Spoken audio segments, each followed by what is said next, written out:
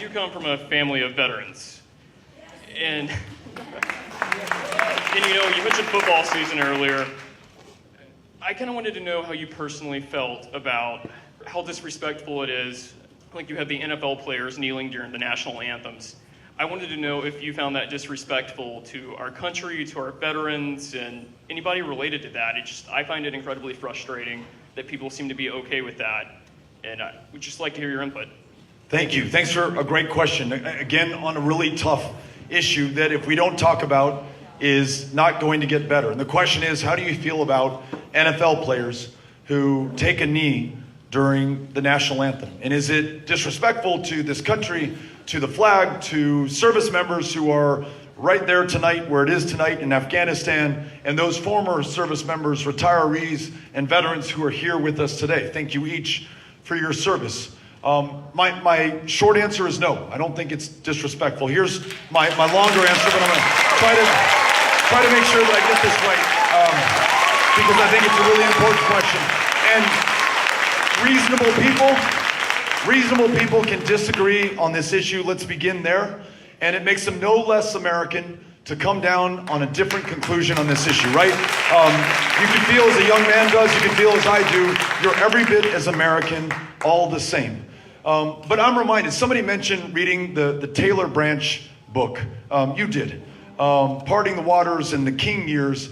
And when you read that book and find out what Dr. King and this nonviolent, peaceful movement to secure better, because they didn't get full, civil rights for their fellow Americans, the challenges that they faced, those who died in Philadelphia, Mississippi, for the crime of trying to be a man, trying to be a woman in this country, the young girls who died in the church bombing, those who were beaten within an inch of their life crossing the Edmund Pettus Bridge in Selma, Alabama with John Lewis, those who were punched in the face, spat upon, dragged out by their collar at the Woolworth lunch counter for sitting with white people at the same lunch counter in the same country where their fathers may have bled the same blood on the battlefields of Omaha Beach or Okinawa or anywhere that anyone ever served this country.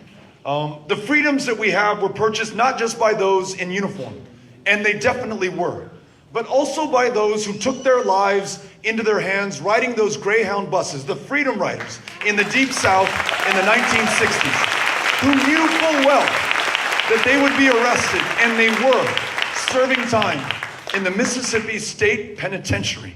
Rosa Parks getting from the back of the bus to the front of the bus, peaceful, nonviolent protests, including taking a knee at a football game to point out that black men, unarmed, black teenagers, unarmed, and black children, unarmed, are being killed at a frightening level right now, including by members of law enforcement, without accountability and without justice. And this problem, as grave as it is not going to fix itself. And they're frustrated, frankly, with people like me and those in positions of public trust and power who have been unable to resolve this or bring justice for what has been done and to stop it from continuing to happen in this country. And so nonviolently, peacefully, while the eyes of this country are watching these games, they take a knee to bring our attention and our focus to this problem to ensure that we fix it. That is why they are doing it, and I can think of nothing more American than to peacefully stand up